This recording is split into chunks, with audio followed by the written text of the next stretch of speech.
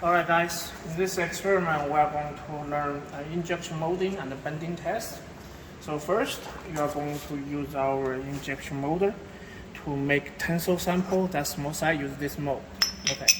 So you want to turn the power button so to let the cup to warm up.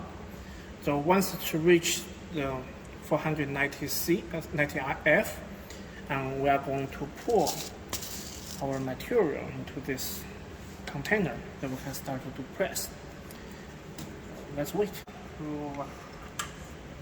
Alright guys, once the temperature reach almost to the sign temperature 490 F, we can start our process. So we have the mold, we put it in together and put it into our compressor. And so before doing that, we have this to hold it, to make it firm. And you can see the melt plastic will come out from here. Okay. So what we're going to do is we're going to pull this bit into that. Okay. Let's wait for a while to make sure the material gets melt. Then we are ready to do compression.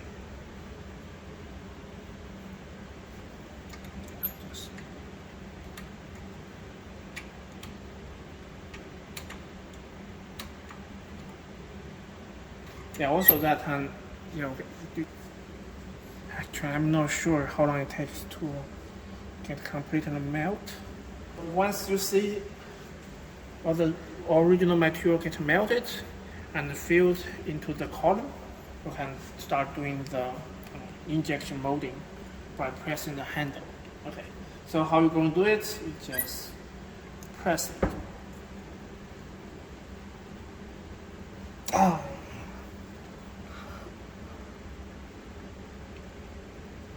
Okay, let's see what we got.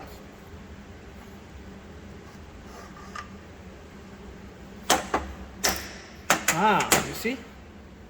Get two tensile sample. So you're going to cut these two off, then we can use it for tensile test. So once you finish this, we also want to remove the extra material inside the cone. If we don't do that, it will get stuck. Okay, let's do this. Have more than we need. Don't do it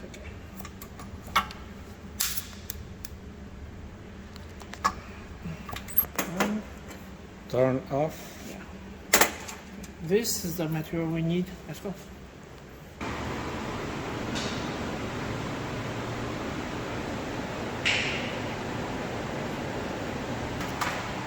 Okay, man. Let's start it. Okay. So now before the test, we are going to measure the cross-section of the tensile sample we just made. We want to measure the height and the width of the cross-section, H and B. Then we calculate the cross-section area. Okay. Then you also will receive two bin samples, looks like this. They are the same plastic material. Okay. Then you want to measure the cross-section of the bin. Okay. And that will fill this.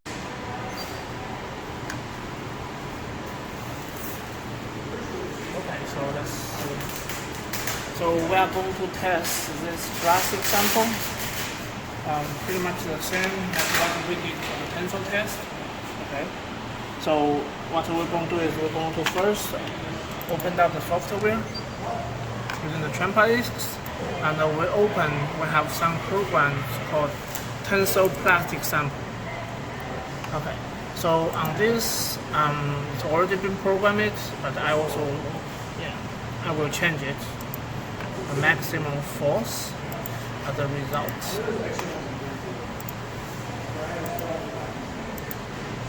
Okay.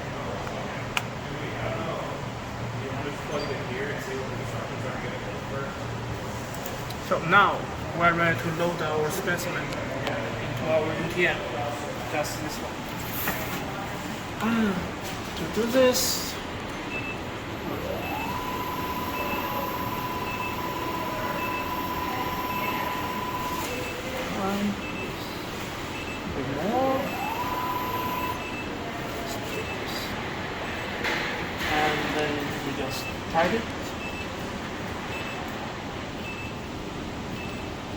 another one.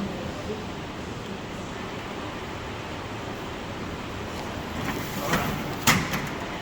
Now we are ready for a test. We just click 0 on these two values, and also one turn off the menu channel. Then we just start the test.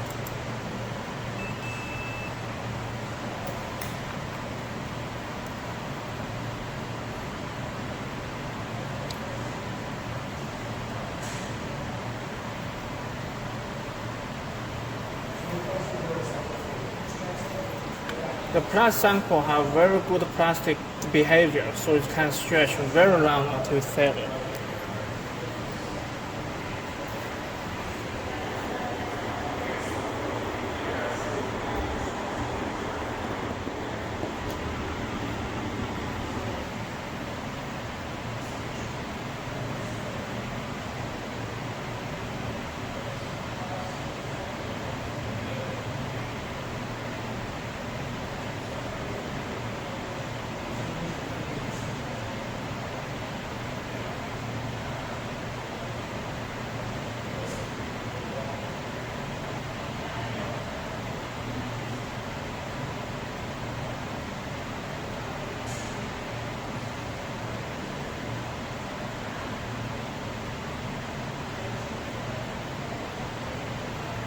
That's why we use a very fast loading speed, actually.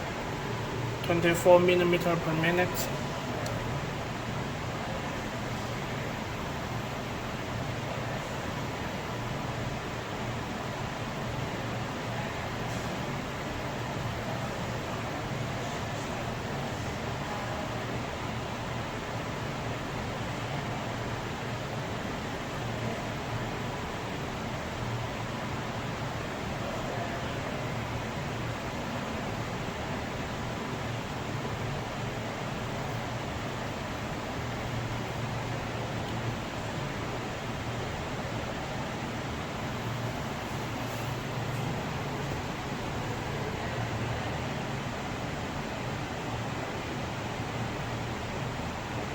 And okay, now it's failure and almost. Oops, my camera. But definitely it starts to fail.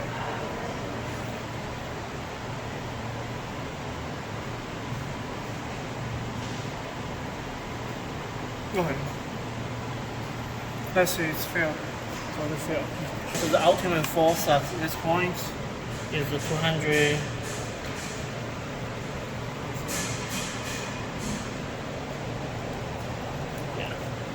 It's the ultimate force 6.48. If we divide this value by the cross section of this tensile sample, we can get a tensile strain.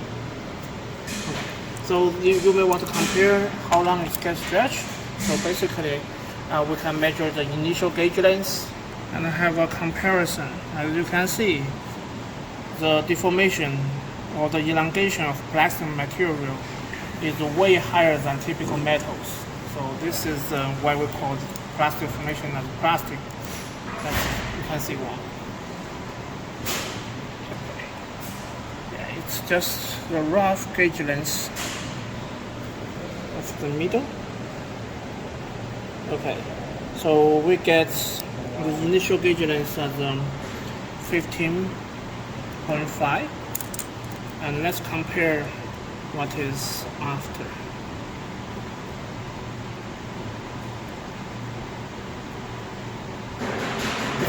It's a 130. It's almost like 8 times. Okay.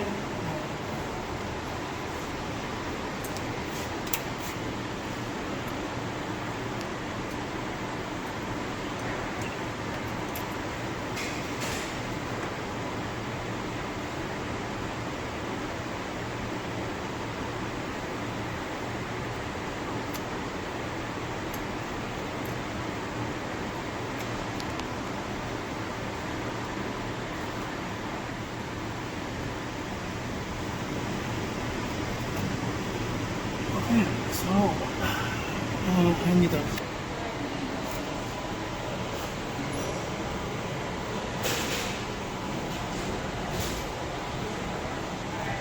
This experiment, let's talk about. We are going to set up our 3-point bending test. So this is our 3-point bending bench. We are creating support and a point load at the center. We can define a span length, but typically we use somewhere between 100 and 200. Before you change, you can change the span length by move the support, by moving the support. So once you set to a position, now you want to tighten it, okay?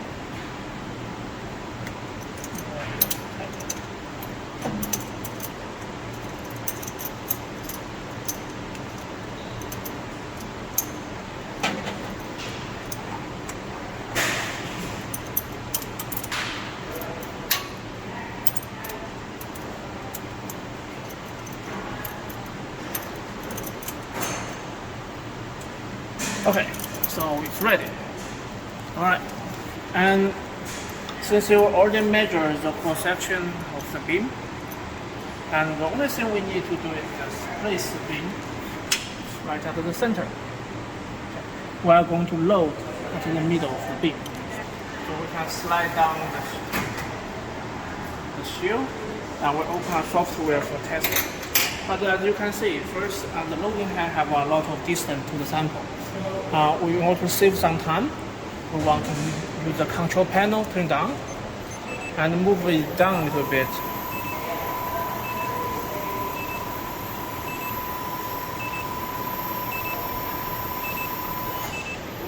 To make it almost attached to the beam.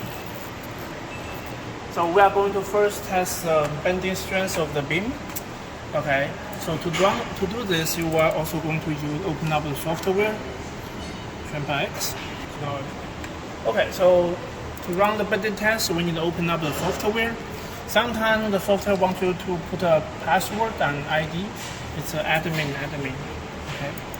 Then we open it up, and you're going to open the method. And here we have bending test method, and we just click it.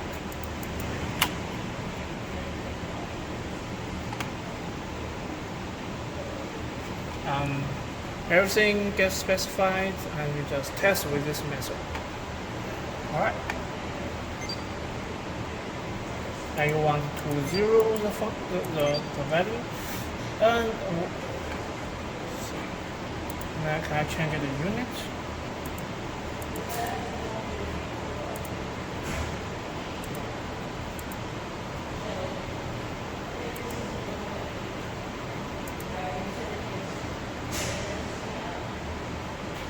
Then we can start the test.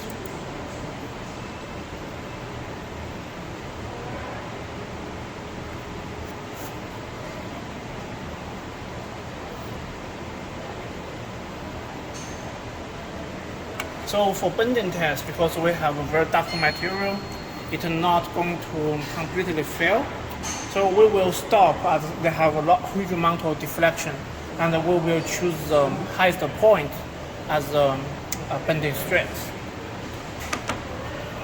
As you can see, it's still increased.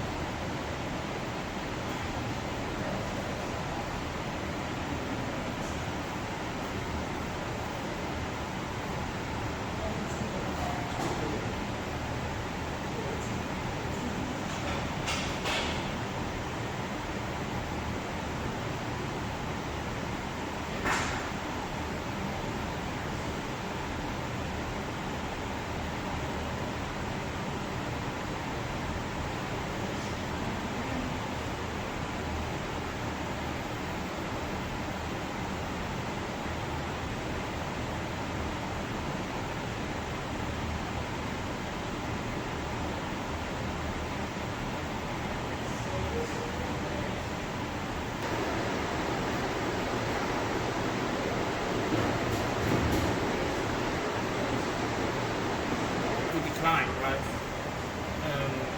Once it starts decline, we can just say, okay, that's pretty much the ultimate strength. It won't fill completely because it's plastic.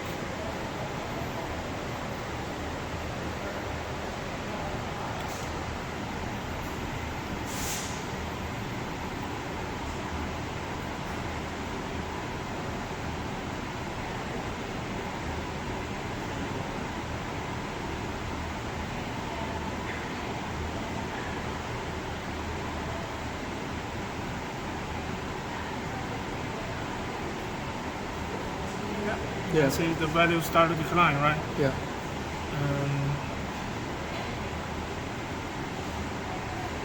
Yeah. Right. And we can actually stop it. Yeah, because it will last a very long time. And that's fine, we just stop it, okay? Then we get the maximum value over here. Where to go?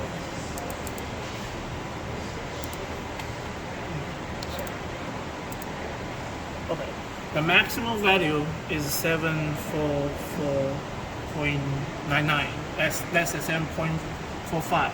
Okay, that's the ultimate force of the beam. That's out for maybe let's say for 5 Newton, and we using this equation. We can get the bending stress, and we can compare this with this. You will see this actually is much higher. Okay. So anyway, so the next part of the experiment, we are going to use a quarter of the ultimate strength for creep test. Yeah. So this multiplied by 0.25, we will get. Let's see. Yeah, so we'll get 186 Newton. That will be the load we use for our creep test. So just 186.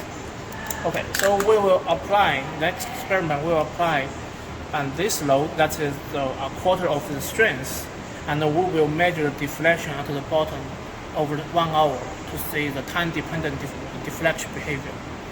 Okay, so let's stop this.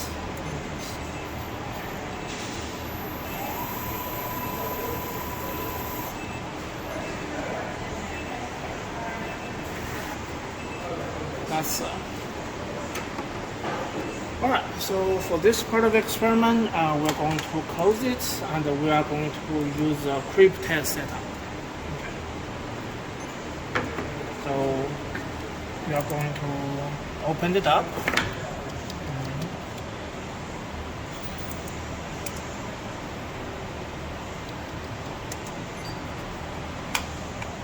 Open method, then we have a bending creep test. That's what we're going to do. Okay, so we want to set up the load and hold it for a certain period of time. and we will set it in testing method. So we're going to change this initial 250 value to 186, and we are going to hold it, let's say for an hour, then so 4,000 seconds would be enough.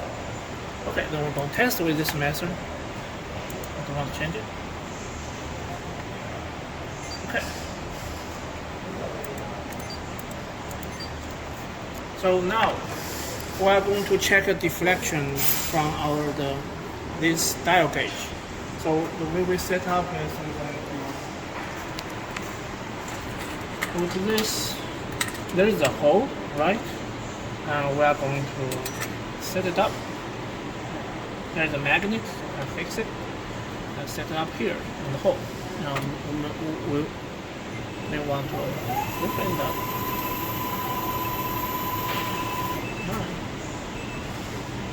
And to tighten it, and get to this position. Since we are going to keep checking it, we want to open it up.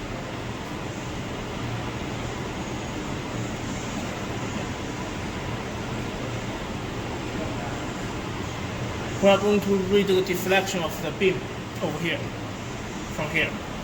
Okay, so let's place the beam. Okay, then we click 0. So the initial deflection of the beam is 0. Let's click 0. Okay, so we're almost ready. Before we start it, we want to set it very close to the beam. We cannot touch it. Then we can slide down the door and close off the jaw button and tear all the value and start the test. Okay, so one person need to have set a timer, and the other person will tell the value from the dial. We'll sit here, check the value over here. So you start counting once the load gets reached. So I show. So we set the load to be 186. If once we get started, the start loading. We are not going to start count it, okay? But once the load increase and reach to 186, we are going to start counting.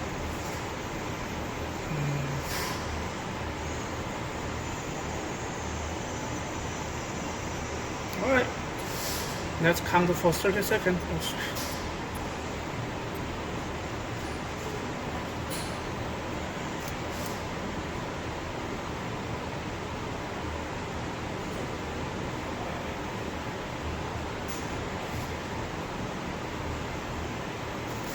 Okay.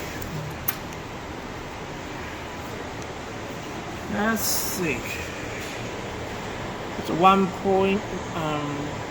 It's still changing. Okay, it's 1.9.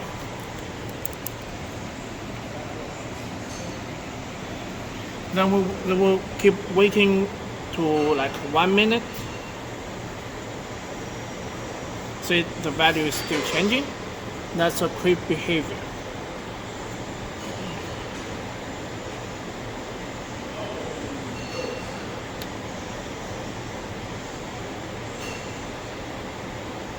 Okay, it's a 1 minute.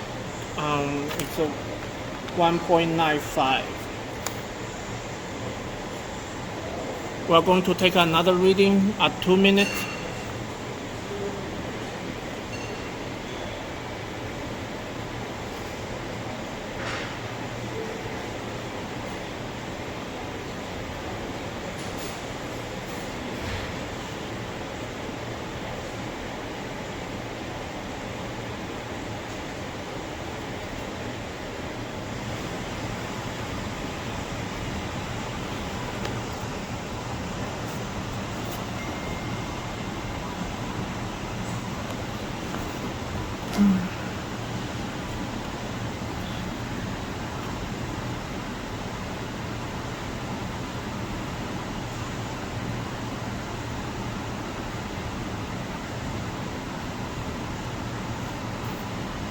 Okay, 2 minutes. Now it's 2.01. We just take a reading at another 4 minutes, 8 minutes, 15 minutes, 30 minutes, and 60 minutes, an hour. Then you're going to write down the deflection. Then you're going to use equation to calculate strain. Because we have the same load, that means we have the same stress, and you can calculate the modulus at different time. And that's pretty much the experiment. That's it, experiment 2. So the difference is, this is a direct reading from the dial gauge, but sometimes we use a mechanical reading. It has an initial value, so we cannot, like the digital one, can tell to 0. So this is just to help you to do calculation. Yeah. So, okay. So once you finish, take a measurement after 1 hour, you can stop the experiment. You don't need to take any data from the program. So, and you're going to plot the modulus over time, and you can get a curve. It pretty much looks like this. Yeah. That's it. That's for this experiment. Cool.